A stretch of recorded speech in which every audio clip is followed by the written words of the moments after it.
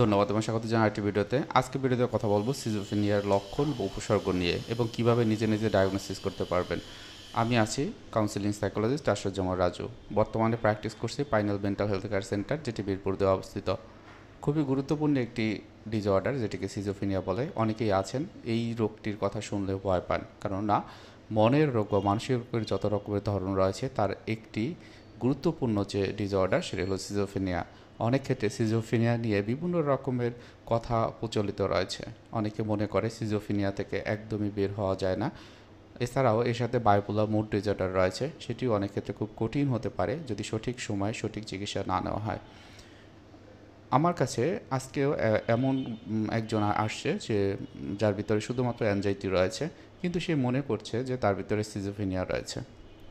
যখন তার সাথে কথা বললাম তখন সে দেখতে পারলো যে তার ভিতরে প্যানিক অ্যাটাক এবং অ্যাংজাইটি এই দুটোই রয়েছে। সুতরাং অনেকে ভুল বুঝে ভয় পায় এবং এই ভয়ের কারণে অনেক সময় চিকিৎসা নিতেও তারা আসে না এবং তারা একটা সময় হতাশ হয়ে যায়। তাহলে সিজোফ্রেনিয়ার লক্ষণগুলো কী, কীভাবে বুঝবেন যে আপনার ভিতরে সিজোফ্রেনিয়া রয়েছে কিনা? সিজোফ্রেনিয়ার লক্ষণের ক্ষেত্রে আমরা দুই ধরনের সিমটমের কথা খুবই গুরুত্বপূর্ণ বলি। একটি হলো পজিটিভ সিমটম, একটা হলো নেগেটিভ সিমটম। পজিটিভ সিমটম মানে হচ্ছে এই যে সিজোফ্রেনিয়ার যে লক্ষণগুলো সেগুলো অনেক বেশি সিভিয়ার। সেখানে প্রথমে যেটি থাকে হ্যালুসিনেশন, অর্থাৎ সে ব্যক্তি এমন কিছু দেখবে যা আশেপাশে কেউ দেখে না, অথবা সে মনে করবে সে কারোর সাথে কথা বলছে, যে যার সাথে কথা বলছে সে ফার্স্ট পার্সন হতে পারে, নিজে নিজে কথা বলতে পারে, সেকেন্ড পার্সন বা থার্ড পার্সন হতে পারে। অনেক ক্ষেত্রে তারা মনে করে এই যে তিনজন ব্যক্তি কথা বলছে, বিভিন্ন রকমের পলিটিক্যাল কথা বলছে, বিভিন্ন রকমের ষড়যন্ত্র করছে, এই বিষয়গুলো তারা ওই নিজেদের চোখে দেখে। আবার অনেক ক্ষেত্রে তারা বা এইগুলো দেখে নিজে নিজে হাসে, নিজে নিজে কাঁদে, নিজে নিজে আবার বক্তৃতাও দেয়। এরপর যেটি আসে ডিলিউশন। ডিলিউশন হচ্ছে এই যে ভ্রান্ত ধারণা, অর্থাৎ তার মনের ভিতরে সবসময় বেশি কিছু ধারণা থাকে, সে অনেক বড়, যেটাকে আমরা গ্র্যান্ডোইস ডিলিউশন বলি।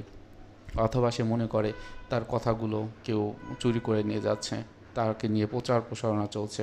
এই বিষয়গুলো তাকে অনেক বেশি কষ্ট দেয়।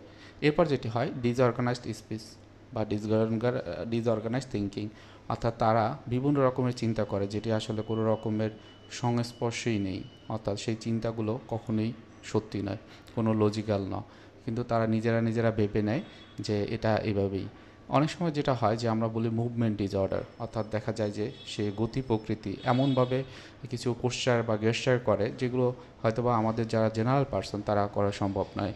আমরা বলি ক্যাটাটেনিয়া, অর্থাৎ সে দেখা গিয়েছে যে এক হাত উপরে দিয়ে এক হাত বা নিচে দিয়ে একইভাবে সারা দিন সকাল থেকে সন্ধ্যা পর্যন্ত দাঁড়িয়ে রয়েছে। তাদের ভিতরে এই লক্ষণগুলো থাকতে পারে। তারপর যেটি আসে নেগেটিভ সিমটমের কথা বলা হয়েছে, সেক্ষেত্রে যেটা বলা হয় ব্লান্টেড এফেক্ট, অর্থাৎ তার ফেসিয়াল এক্সপ্রেশনে অনেক বেশি ল্যাকিংস থাকে।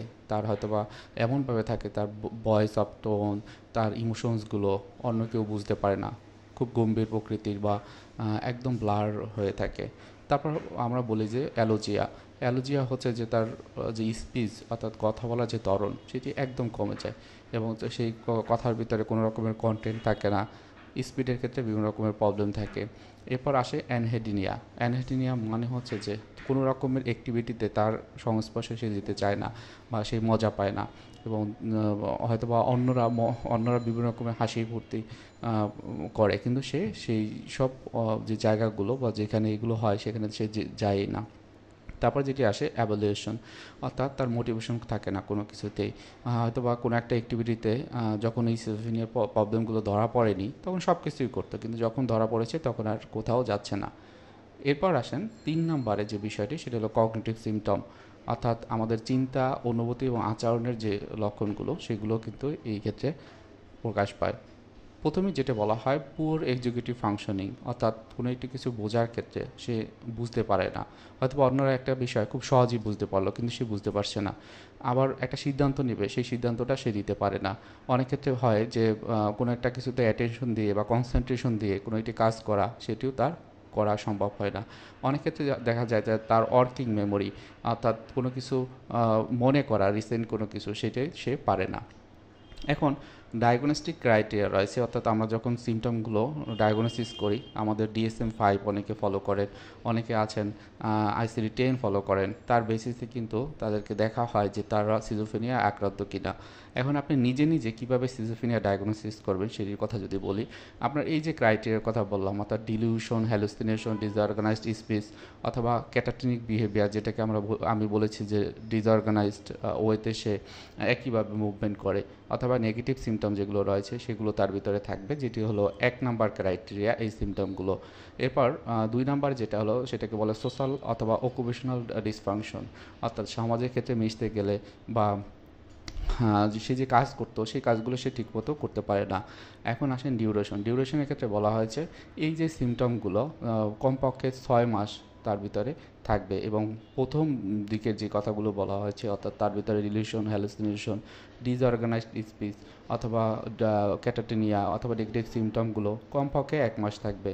এবং কিছু কিছু বিষয়ের ক্ষেত্রে আমরা এক্সক্লুশন ক্রাইটেরিয়া বলি, অর্থাৎ তার যখন এই বিষয়গুলো থাকবে তখন অন্য কোনো রোগ বা অন্য কোনো রোগের যে লক্ষণগুলো সেগুলোকে এর বেসিসে ধরা হবে না। হয়তো বা তার ভিতরে বায়োপোলার মুড ডিসঅর্ডার থাকতে পারে, বা ডিপ্রেশন থাকতে পারে, বা অন্যান্য যে সিজিও এফেক্টিভ ডিসঅর্ডার থাকতে পারে, সেই লক্ষণগুলোও যদি তার এইখানে প্রকাশ পায় সেক্ষেত্রে কিন্তু বলা যাবে না যে তার ভিতরে সিজোফ্রেনিয়া আছে। মোটামুটি এই লক্ষণগুলো যদি কারো ভিতরে থাকে তাহলে তাকে ধরে নেওয়া যায় তার ভিতরে সিজোফ্রেনিয়া রয়েছে। সেক্ষেত্রে অবশ্যই আপনারা বলবো যে চিকিৎসা রয়েছে, আপনার যত দ্রুত সম্ভব একজন প্রফেশনাল সাইকাট্রিস্টের কাছে অথবা প্রফেশনাল কাউন্সেলিং সাইকোলজিস্টের কাছেও যদি যেতে পারেন তাহলে আপনাদের যে চিকিৎসাটি সেটি খুব সহজে করতে পারবে। এবং মনে রাখবেন, সিজোফ্রেনিয়া রোগটি খুব বেশি সিভিয়ার হলেও এর চিকিৎসা রয়েছে, সঠিক চিকিৎসা নিয়ে অনেকেই ভালো হয়ে যাচ্ছে। সবার জন্য শুভকামনা রাখছে, ভালো থাকবেন। আসসালামু আলাইকুম।